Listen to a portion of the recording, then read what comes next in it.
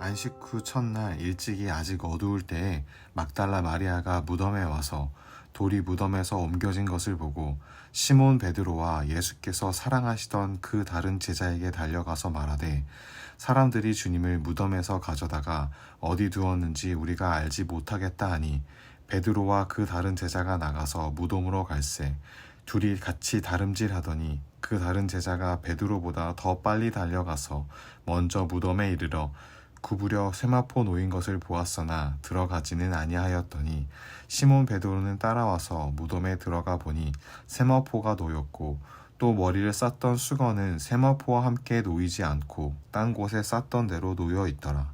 그때야 무덤에 먼저 갔던 그 다른 제자도 들어가 보고 믿더라. 그들은 성경에 그가 죽은 자 가운데서 다시 살아나야 하리라 하신 말씀을 아직 알지 못하더라. 이에 두 제자가 자기들의 집으로 돌아가니라. 아멘. 성도 여러분, 좋은 아침입니다.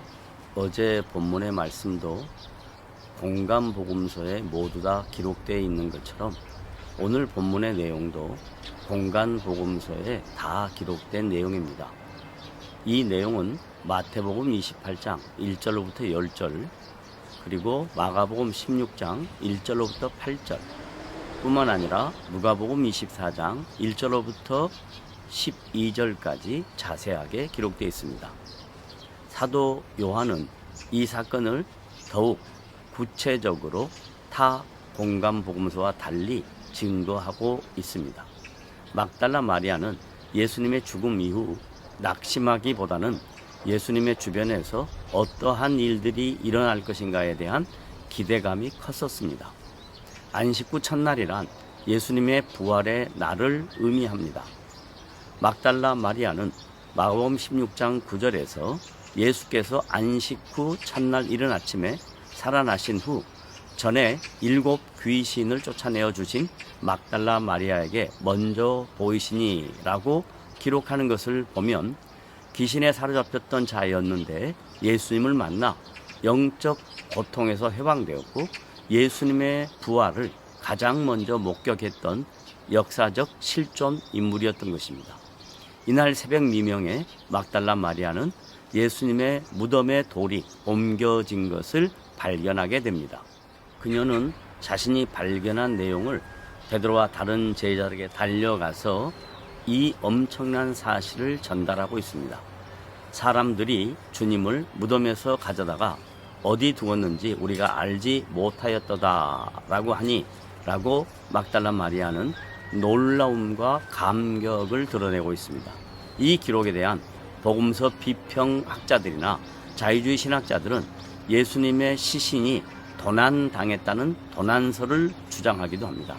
하지만 이 사건은 구약의 예언에 대한 성취의 역사적 사실입니다.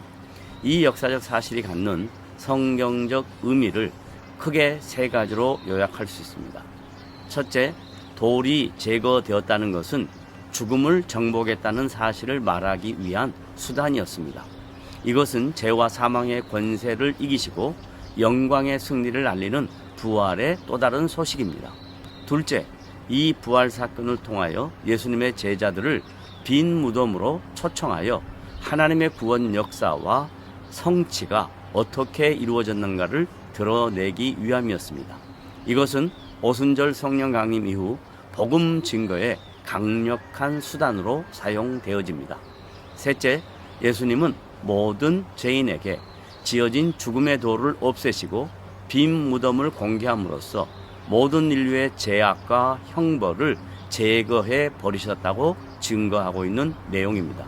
이어서 베드로와 다른 제자들이 앞다투어 그 무덤에 달려가 세마포에 놓인 것을 보았고 머리에 쓰였던 수건은 먼 곳에 쌌던 채로 놓여 있는 것을 발견하게 됩니다. 이 부활의 역사적 현장에 들어가 본 예수님의 제자들은 주님께서 생전에 하신 말씀과 그분이 하나님의 아들이시라는 사실을 믿게 되었던 것입니다. 이 부활의 사건으로 말미암아 예수님의 제자들은 두려움 속에 약간의 담대함이 생기게 되었습니다. 하지만 그들은 아직 인격적인 신앙과 제자로서의 진정한 의미를 정확하게 깨닫지는 못했습니다. 오순절 성령 강림 이후 비로소 예수님의 말씀과 자신들이 직접 눈으로 확인했던 부활 사건이 구약의 여러 선지자들의 예언에 대한 성취이며 하나님의 구원 역사에 중요한 과정들이었다는 것을 깨닫게 되었던 것입니다. 성도 여러분, 우리는 제자들이 본 부활의 사건과 오순절 성령 강림에 임한 하나님의 구원 역사로 인한 거룩한 주의 자녀들이 되었습니다. 우리가 살아가고 있는 삶의 현장은 녹록하지 아니하지만 부활의 소망을 갖고 각자에게 주어진 삶의 현장에서 주님을 바라보며 그분을 따라가며 그분이 우리와 함께하고 있다는 사실에 담대함으로 오늘 하루를 살아내는 복된 지체들이 되시기를 주님의 이름으로 부탁을 드립니다.